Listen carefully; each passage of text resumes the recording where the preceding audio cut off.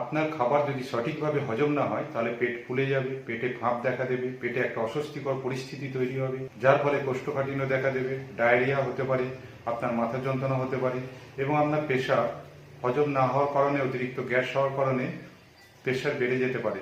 এটি কেন হয়, কি কারণে হয়, এর কারণ কি, এর লক্ষণ কি, আপনারা কি কি ভুল করছেন, কি করতে হবে, হোমিওপ্যাথিকে এর কি কি প্রতিকার আছে, তা আজকের ভিডিওতে আমি সবটাই জানাবো। নমস্কার, সাইডিয়া হোমিওতে আপনাকে স্বাগত জানাই। আজকে যে হজম না হওয়া নিয়ে বা হজম নিয়ে আজকে একটা ভীষণ ইনফরমেটিভ ভিডিও আপনাদের সামনে পেশ করতে চলেছি, যেটা আপনাদের খুবই গুরুত্বপূর্ণ এবং খুবই উপকারে আসবে। এখন প্রায়শই মানুষেরই হজম নিয়ে বিভিন্ন রকম সমস্যা দেখা দেয়। গ্যাস, অম্বল, বুক জ্বালা, পেটে ভারবোধ, প্রচণ্ডভাবে কষ্টদায়ক, কনস্টিপেশন বা পায়খানা হচ্ছে না, এই সমস্ত সমস্যা নিয়ে বেশিরভাগ মানুষই এখন অস্থিরতার সঙ্গে জীবনযাপন করে এবং দেখা যায় যে বিভিন্ন রকম ট্যাবলেট বা বিভিন্ন রকম মেডিসিন নিয়ে এই সমস্ত সমস্যাগুলো মেটানোর চেষ্টা করে। আখেরে কিন্তু এই সমস্যাগুলো গোড়া থেকে একদম ভালো হয় না। কিন্তু হোমিওপ্যাথিতে এমন কিছু চিকিৎসা আছে বা মেডিসিন আছে যার কারণ, লক্ষণ এবং ইতিহাস জেনে সেই ধরনের চিকিৎসা নেওয়া হয়, তাহলে কিন্তু পুরোপুরি এই রোগগুলো থেকে ভালো হয়ে যাবে। তাই ভিডিওটি খুবই ইনফরমেটিভ হতে চলেছে। ভালো লাগলে বা উপকারে আসলে একটা লাইক করবেন এবং শেয়ার করে আপনার নিজস্ব টাইম লাইনে রেখে দেবেন। যাদের যাদের এই সমস্যা আছে তারা কমেন্ট বক্সে আমাকে লিখে জানান। আমার পেজে নতুন বন্ধুদের অনুরোধ রাখলাম, যারা প্রথম এই ভিডিওটি দেখছেন আমার পেজটিকে সাবস্ক্রাইব করে বেল আইকনটিকে প্রেস দিয়ে রাখুন। যখনই আমি এরকম কোনো ইনফরমেটিভ ভিডিও আপলোড করব, প্রথম নোটিফিকেশনই আপনি পেয়ে যাবেন। প্রথমেই জেনে নেওয়া যাক হজম বা ডাইজেস্টিভ না হওয়ার কারণগুলো কি কি। পরিমাণ মতন জল পান না করা, দীর্ঘক্ষণ খালি পেটে থাকা, অনেকক্ষণ পরে কিছু খাবার খাওয়া যার ফলে পেটে অস্বস্তি বা গ্যাসের সমস্যা সৃষ্টি হতে পারে, অতিরিক্ত চা, কফি, গুটখা পান এবং মদ্য অবস্থায় থাকা বা মদ্যপান করা, এর কারণে আপনার গ্যাস অম্বল হতে পারে, অতিরিক্ত তেল, মশলা এবং চর্বি জাতীয় খাবার খাওয়া, মানসিক দুশ্চিন্তা, রাত্রি জাগরণ, ঘুম না হওয়া, এর কারণেও আপনার এই হজমের সমস্যা দেখা দিতে পারে। প্যানক্রিয়াসে যদি কোনো রকম ইনফেকশন দেখা দেয়, অর্থাৎ পাকস্থলী থেকে খাদ্যনালীর মধ্যে যদি কোনো ইনফেকশন থাকে বা কোনো ত্রুটি থাকে, যার ফলে হজমের সমস্যা দেখা দিতে পারে। আপনি যদি কোনো গলব্লাডার স্টোন বা কিডনির সমস্যায় বা কিডনি স্টোনের সমস্যায় ভোগেন, তার ফলেও কিন্তু আপনার এই হজমের সমস্যা দেখা দিতে পারে। এর লক্ষণগুলো কি কি? হজম না হওয়া, পেট ফুলে যাওয়া, উপরে বা নিচের বায়ু পাস না হওয়া, প্রচণ্ডভাবে কনস্টিপেশন অর্থাৎ পায়খানা শক্ত হয়ে যাওয়া, ডায়রিয়া হয়ে যাওয়া, পেটে যন্ত্রণা হওয়া, পেট থেকে বুক পর্যন্ত জ্বালা করা এবং বুক থেকে গলা পর্যন্ত একটা ঝাঁঝালো পদার্থ ওঠা এবং জ্বালা করা, মুখ দিয়ে টক জল ওঠা এবং দাঁত টকে যাওয়া, টক বমি হওয়া, টক উদ্গার ওঠা, এই সমস্ত সমস্যাগুলো হজম না হলে দেখা দিতে পারে। দেখে নিয়ে যাক হোমিওপ্যাথি কোন কোন মেডিসিন এই সমস্যা থেকে আপনাকে রিলিফ দিতে পারে। প্রথম যে মেডিসিনটির নাম বলবো সেটি হচ্ছে ম্যাককাপ 6H। এই মেডিসিনটির লক্ষণ হচ্ছে আপনার আলু, কপি, ময়দা, আটা, এই সমস্ত স্টার্চি দ্রব্য বা খাবার সহ্য হয় না, পেটে অত্যাধিক বায়ু জমে, টক ঢেকুর ওঠে, পেট জ্বালা করে, গলা বুক জ্বালা করে।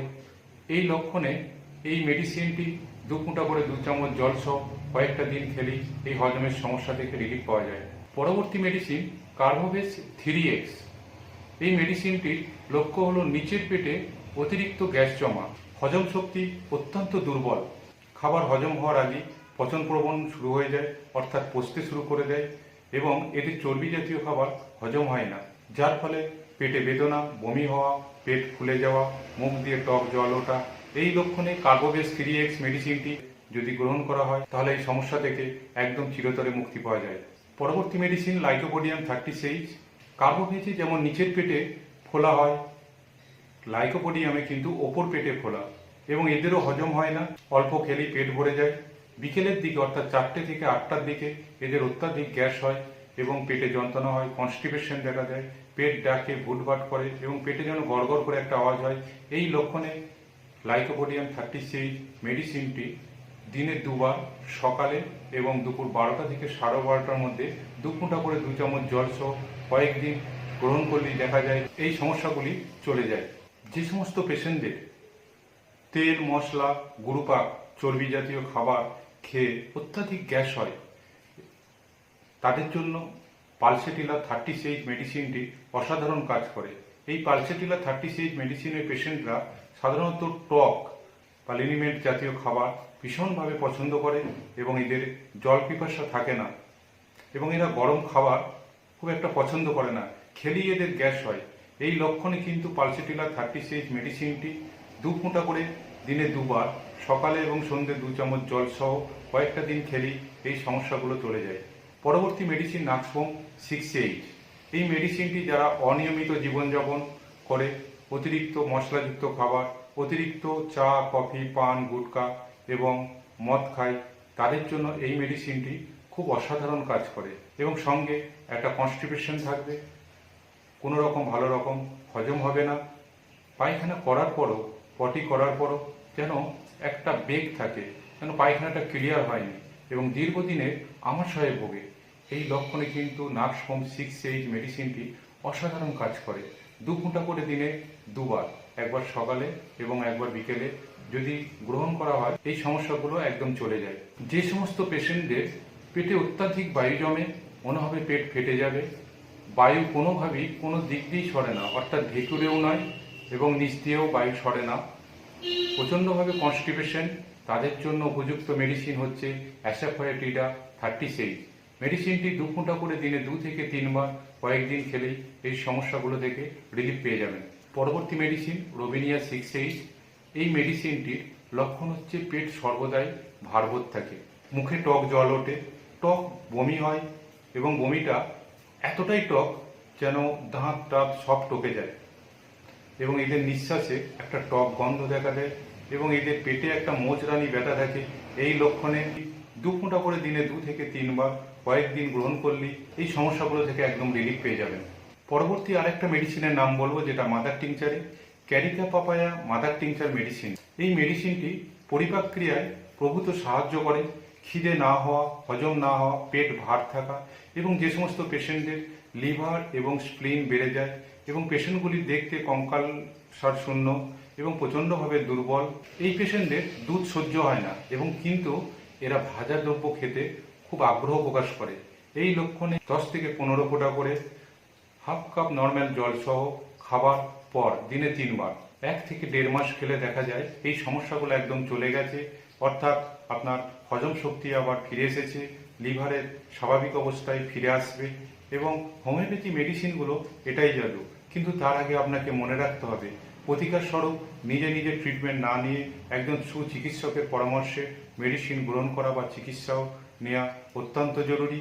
আপনাকে পরিমাণ মতন জল খেতে হবে, অর্থাৎ দিনে 2 থেকে 3 লিটার জল খেতে হবে। কিডনি পেশেন্টরা অবশ্যই তার সুচিকিৎসকের পরামর্শ অনুযায়ী কতটা জল পান করবেন তিনি ঠিক করে দেবেন।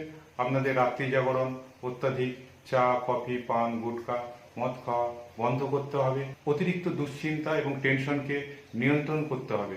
তেল, মশলা, চর্বি জাতীয় খাবার বন্ধ করতে হবে। হোমিওপ্যাথিক এই মেডিসিনগুলোর সঙ্গে এই প্রতিকার যদি আপনারা নিয়মমাফিক মেনে চলেন, তাহলে আপনাদের অচেরেই গ্যাস, সম্বল, বুক জ্বালা থেকে আপনারা মুক্তি পাবেন এবং অনেক বড় বড় রোগ থেকে আপনারা রেহাই পাবেন। মনে রাখবেন, প্রতিটি রোগী এবং তার রোগের সমস্যা ভিন্ন, কাজেই রোগীর ধরন এবং রোগের ধরন, রোগীর বয়সের, ইতিহাসের উপর তাদের মেডিসিন এবং ডোজের পার্থক্য হতে পারে। আজ এই পর্যন্তই। পরবর্তী ভিডিওতে আবার দেখা হবে। ততক্ষণ ভালো থাকুন, সুস্থ থাকুন।